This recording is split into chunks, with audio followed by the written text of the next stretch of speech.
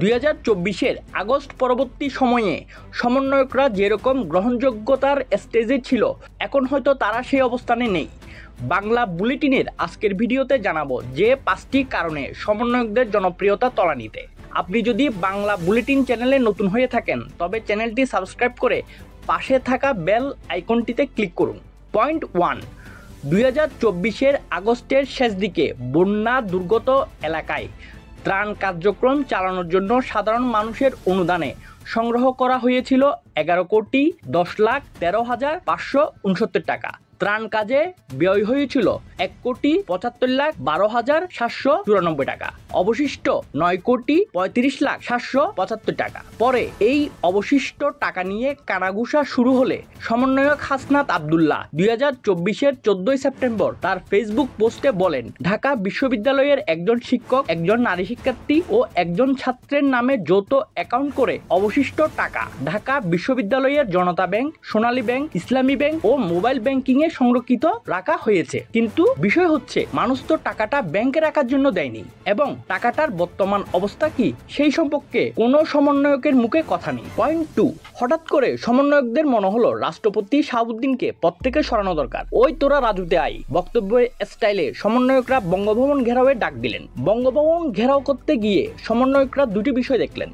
প্রথম বিষয় হচ্ছে 5ই আগস্টের আগের সময়গুলোতে তাদের ডাকে যেরকম মানুষ রাস্তায় নেমে এসেছিল, এবার সেরকম হয়নি। 2 নং বিষয় হচ্ছে বঙ্গভবন ঘিরে প্রশাসনের কঠোর অবস্থান।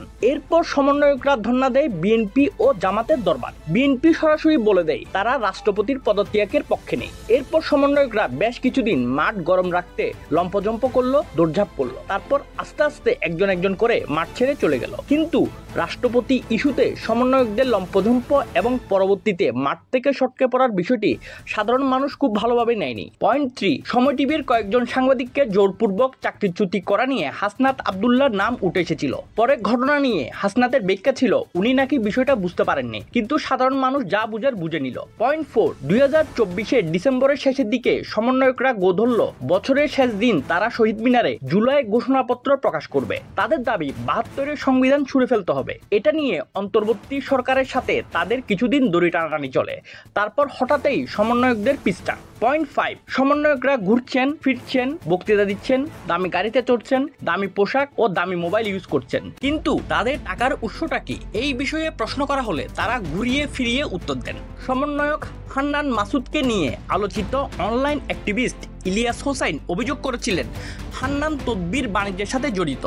চট্টগ্রামের এক সমন্বয়ক রাফির অ্যাকাউন্টে কোটি কোটি টাকা লেনদেনের গুঞ্জন আছে। আবার রাফিকে প্রোটেক্ট করার জন্য এগিয়ে এসেছিল সাজ্জিস আলম। বর্তমান পরিস্থিতি দেখে মনে হচ্ছে জুলাই আগস্টের যে সমন্বয়কদের মানুষ চিনত, সেই সমন্বয়করা এখন অনেকটাই অচেনা। প্রিয় দর্শক, আপনিও কি আমাদের সাথে একমত? একমত হলে কমেন্ট বক্সে ইয়েস লিখে জানান। ভিডিওটি ভালো লাগলে লাইক ও শেয়ার করুন।